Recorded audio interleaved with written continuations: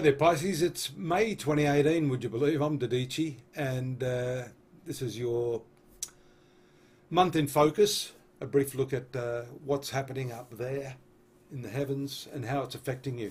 You know, for some time you've been experiencing this rather unsavory combination of Saturn and Pluto. These two planets can bring with them a lot of struggle, a lot of difficulty, and circumstances that may be out of your control. Fortunately, Mars has been transiting here. Still a little difficult, but for you, Mars is one of your better planets, ruling the ninth house of past karma and good fortune. And here, right now, it's past the conjunction of Pluto. This 11th house has to do with your friendships, life ideals, elder siblings in particular, and the income you derive from any sort of business that you conduct. Most importantly, it has to do with, I guess in a way, your life mission, or what it is you desire more than anything else. Now, you've been contained in that, but Mars, I think, might just have shaken things up to an extent where things are starting to move forward for you. For some of you, anyhow. And you've also got the auspicious bright moon. It's not exactly full, it just passed its brightness in the last few days of April, but this is still bringing with it some bright energy from the 5th house into your career around the 2nd and 3rd, and there's a lot of big things happening for you by way of important transits that we're going to look at here as we animate the chart. Little serious here on the 4th with the moon and Saturn, especially over friends. That can cause some problems and some misunderstandings when the moon transits here on the 6th and 7th with Mars, then quickly exiting that area into the low-key part of your horoscope, the 12th house here, giving you some reminiscences and some much needed downtime, if I could put it like that. Then we see a darkening moon here, makes you brood a little bit. Moon and Neptune together on the 10th. We see pairs of planets here, but these very hard right angles in the finance sector of your horoscope may need to be watched, especially around the 12th and 13th, and then also when moon moves into this finance or income area and can destabilize things, especially with the square aspect. You're a little impulsive in the way you're doing things. Mercury moves out of this 2nd house with the moon around the 14th, and this is the contractual area, communication area of the horoscope. Take a look at the big change. I'm going to stop the animation there to show you just what's happening here. Uranus, for the first time in around 7 years, changing its sign. Here it's going to make some hard aspects while it does that. This shift is not going to be easy. The 3rd house has to do with your mind, your mentality, the way you communicate, the way you interact with other people.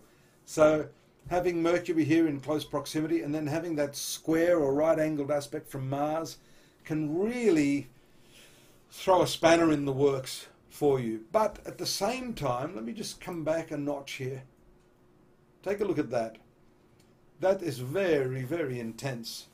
11th house triplicate with a new moon taking place in the 3rd house, along with this other combined influence of Mercury and Uranus.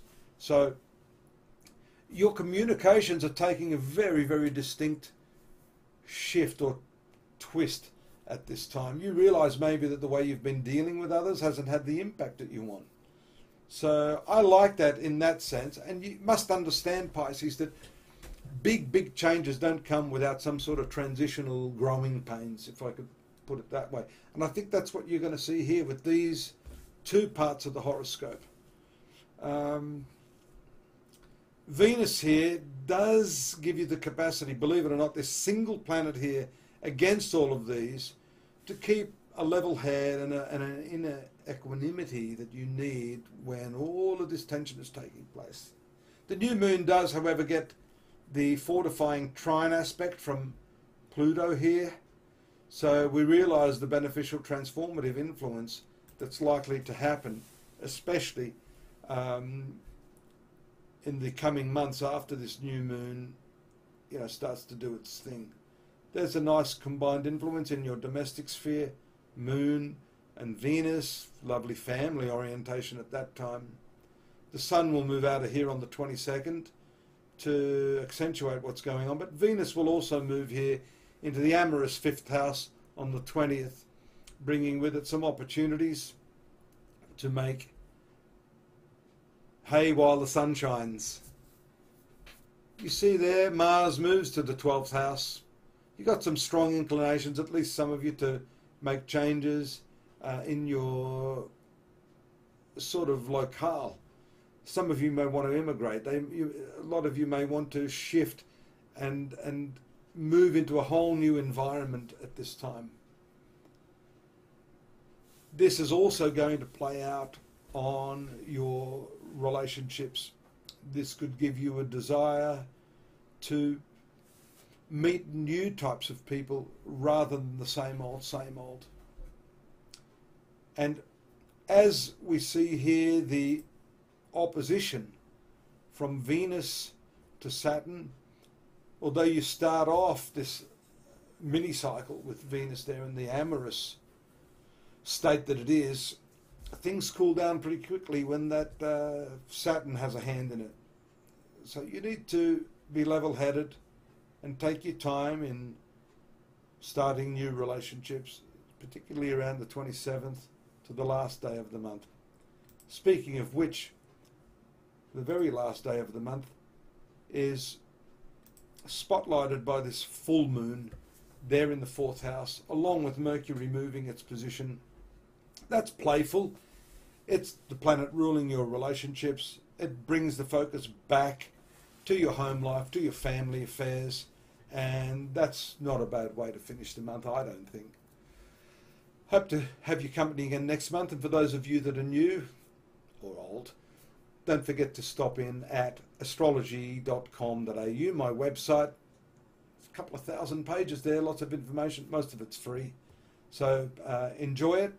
I enjoy bringing the information to you. And if you've got any questions, personal questions, you can always drop me a line, and I'm more than happy to tell you how we can go about getting a face-to-face reading. Bye-bye.